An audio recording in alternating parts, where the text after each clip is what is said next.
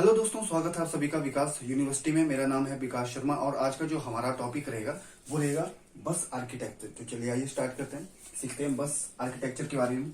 सबसे पहले तो हमको ये समझना पड़ेगा कि इसमें बस का क्या मीनिंग रहेगा। ठीक है, जैसे कि नॉर्मली बस का मतलब हमको पता है, जो हमको एक स्टेशन से दूसरे स्टेशन पे छोड़ती है, बस स्टैंड से एक बस स्टैंड से दूसरे बस स्टैंड तक। ठीक है, हम उस बस की बात यहाँ पे नहीं कर रहे हैं। ठीक है, हम यहाँ पे कर रहे हैं कंप्यूटर में मदरबोर्ड में कुछ बसेस लगी होती है। ठीक है, उन बसेस की हम बात करते हैं, जो कि होती है कम्युनिकेशन पाथवे होता है। एक कंपोनेंट से दूसरे कंपोनेंट के बीच में क्या करता है, ये कम्युनिकेशन करवाता है। ठीक है, मान लीजिए ये हमारा कंप्यूटर का एक कंपोनेंट है, ये हमारा कंप्यूटर का एक कंपोनेंट है। ठीक है, इनके बीच में कम्युनिकेशन करने के लिए क्या लगी होती है, ये वाली। इसको हम क्या बोलते हैं, इसको हम बस बोलते हैं। ठीक है, और ये क्या करती है, कम्युनिकेशन करवाती है। ये क्या करती है, कम्युनिकेशन करवाती है किसके बीच, इन दो कंपोनेंट के बीच। ठीक है, अब सिंपल सी बात है, मैं आपको यहां पे एक चीज बता दूं, जो बस होती है वो कंप्यूटर के इंटरनल कंपोनेंट के बीच में कम्युनिकेशन प्रोवाइड करती है, ना कि एक्सटर्नल जो कंपोनेंट होते हैं।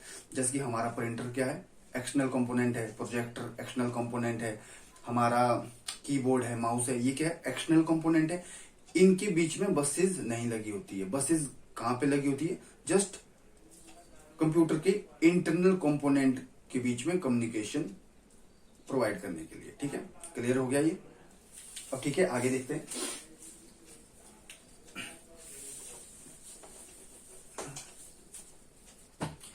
अब हम यहां पे क्या करते हैं, सबसे मेन मॉड्यूल जो होते हैं कंप्यूटर के, वो कौन से रहते हैं, वो रहते हैं हमारे processor, input output and memory. ठीक है, अब देखिए मैं यहाँ पे ये चार कंपोनेंट बना रहा हूँ। ठीक है, सबसे पहले यहाँ पे मैं चार कंपोनेंट बनाता हूँ।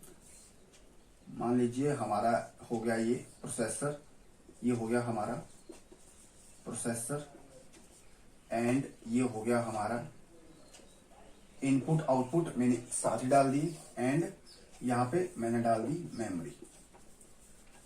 ठीक है, प्रोसेसर, इनपुट आउटपुट, मेमोरी। ठीक है, अब इन तीन के बीच में, इन तीन के बीच में जो बस, इन तीन के बीच में जो बसेस कम्युनिकेशन करवाती है, इन तीन कंपोनेंट के बीच में जो बसेस कम्युनिकेशन करवाती है, उन बसेस को हम क्या बोलते हैं, उन बसेस को हम बोलते हैं सिस्टम बस। उन बसेस को हम क्या बोलते हैं, उन बसेस को हम बोलते हैं सिस्टम बस। ये बात आप ध्यान में रखिएगा। ठीक है, जो प्रोसेसर, इनपुट आउटपुट और मेमोरी के बीच में जो बसेस कम्युनिकेशन करवाती है, उन बसेस को हम बोलते हैं सिस्टम बस। ठीक है, पॉइंट क्लियर हो गया यहाँ पे। ठीक है, डन। अब हम बात करते हैं यहाँ पे सिस्टम बस की, कि सिस्टम बस भी आगे तीन फंक्शनल ग्रुप में यहाँ पे डिवाइड होती है। जो सिस्टम बस होती है वो तीन फंक्शनल ग्रुप पे यहाँ पे डिवाइड होती है। कौन से है वो, मैं यहाँ पे लिख लेता हूं, सिस्टम बस। अब जो ये सिस्टम बस है हमारी, ये तीन फंक्शनल ग्रुप में डिवाइड रहती है। ठीक है, कौन कौन से हैं अभी देखते हैं। सबसे पहला जो है वो है डेटा बस। सबसे पहला जो है सिस्टम बस का पार्ट वो है डेटा बस। सेकंड जो पार्ट है वो है address bus, address bus. And जो हमारा थर्ड जो इस ग्रुप का पार्ट रहेगा वो रहेगा कंट्रोल बस,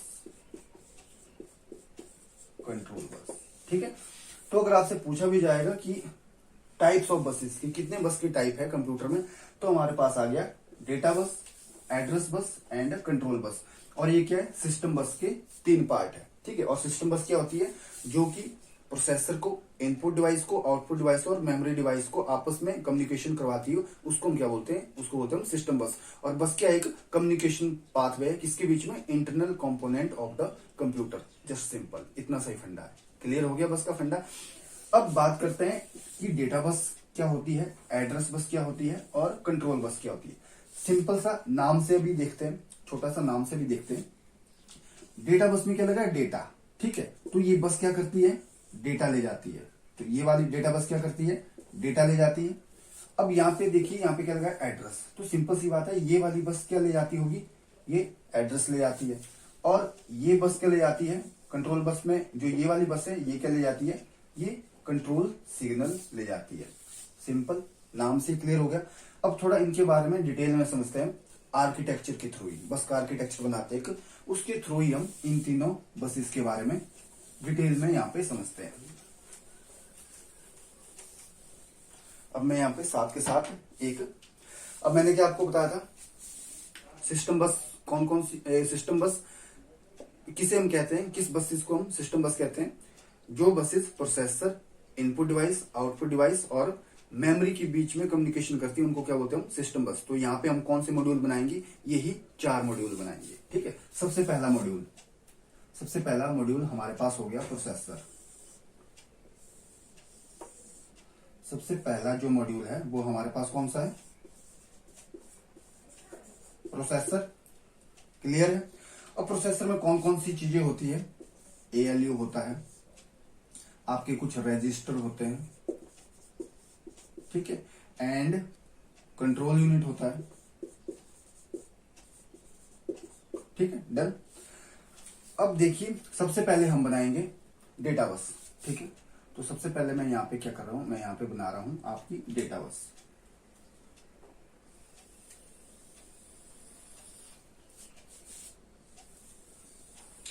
यहां पे मैंने ये बना दी आपकी डेटा बस। और डेटा बस क्या होती है, बाय डायरेक्शनल होती है।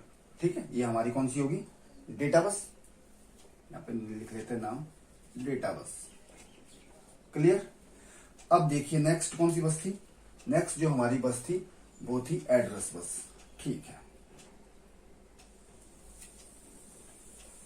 ये मैं यहां पे बना रहा हूं एड्रेस बस। ये हमारी कौन सी होगी, एड्रेस बस, जो कि क्या होती है, यूनिडायरेक्शनल होती है।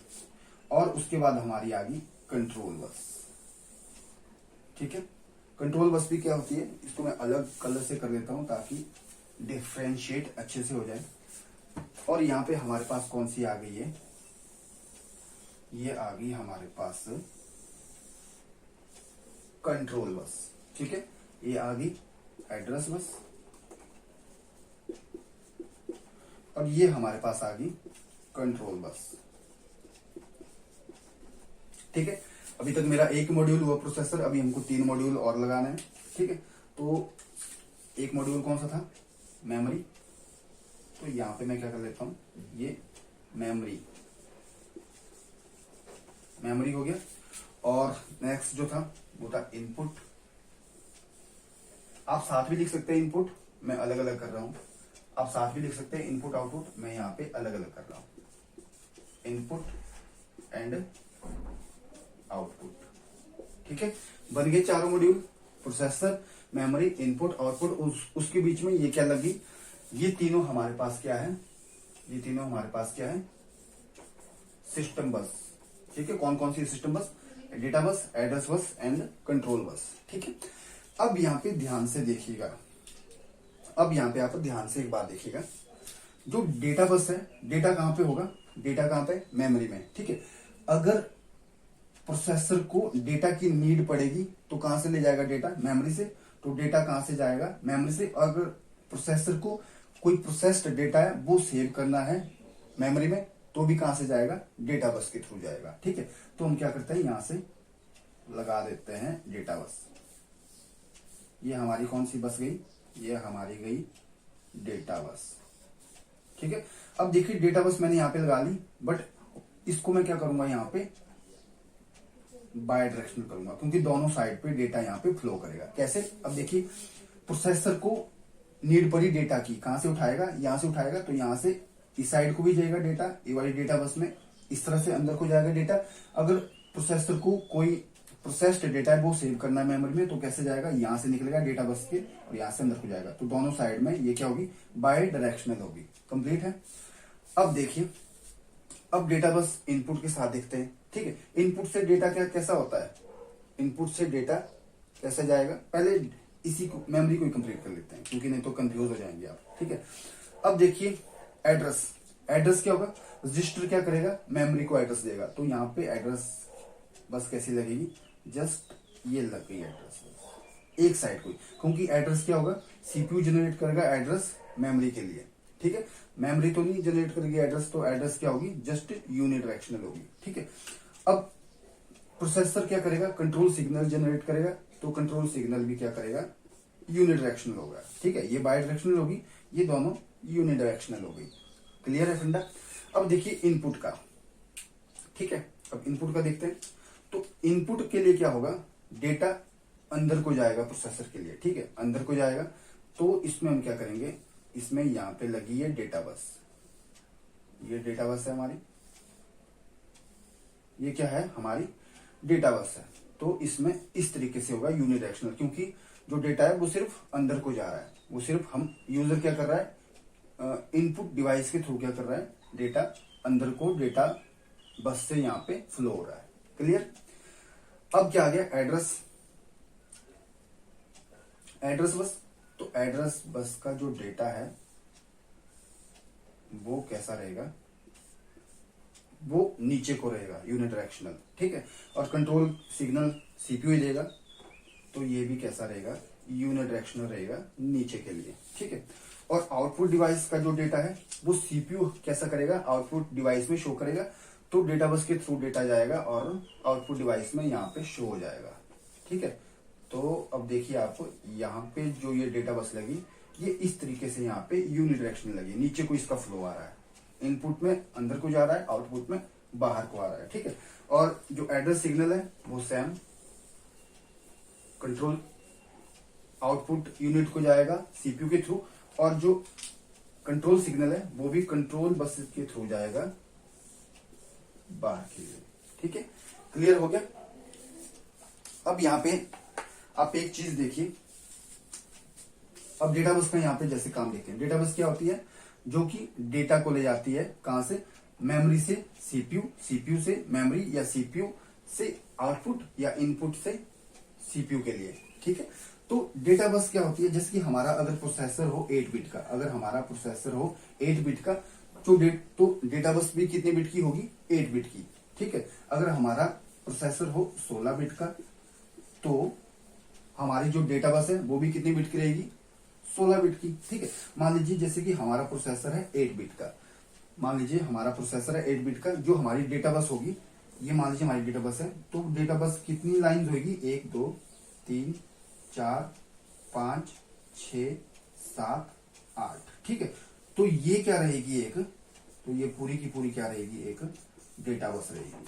ठीक है, जब हमारा प्रोसेसर होगा 8 बिट का, तो हमारी डेटा बस में कितनी बिट्स जाएगी, 8 बिट्स जाएगी। ठीक है, और एक जो लाइन है वो कितने की होती है, 1 बिट की होती है। ठीक है, अगर प्रोसेसर 8 बिट का है, तो हमारी जो डेटा बस होगी वो भी कितने बिट की होगी, 8 बिट की होगी। ठीक है, 8 बिट का मतलब कितना हुआ, 8 बिट का मतलब हुआ 2 की 8, 2 की 8, तो इसका मतलब हुआ ये 256 डिफरेंट लोकेशन, 256 डिफरेंट लोकेशन से ये क्या कर रहा है, डेटा फैच कर रहा है प्रोसेसर। ठीक है, समझ गया आप मतलब इसका, क्लियर हो गया।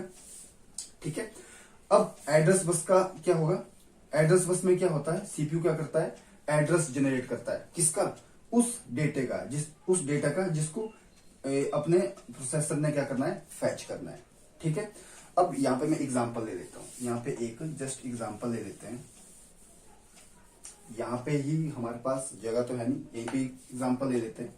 ठीक है, अब देखिए, मान लीजिए ये क्या है, अब आप देख लीजिए जो एड्रेस बस होती है वो क्या होता है, address bus just binary pattern होते हैं, जस्ट बाइनरी पैटर्न होते हैं किसके, उस मेमोरी लोकेशन के, उस मेमोरी लोकेशन के क्या होते हैं, एड्रेस के पैटर्न होते हैं। ठीक है, मान लीजिए प्रोसेसर को नीड है, मेमोरी में एक जगह पे पड़ा है, ये वी पड़ा हुआ है, मेमोरी में एक जगह पे वी पड़ा हुआ है। ठीक है, तो यहाँ पे ये देखिए, तो मान लीजिए ये कितने बिट की डेटा बस है, तो ये है 3 बिट की data bus, 3 bits data bus, 3 bits data bus है। एग्जांपल के लिए अज्यूम कर लीजिए 3 बिट डेटा बस, तो कितना हो गया, 2 की 3, 2 की 3 का मतलब कितना हो गया, 8।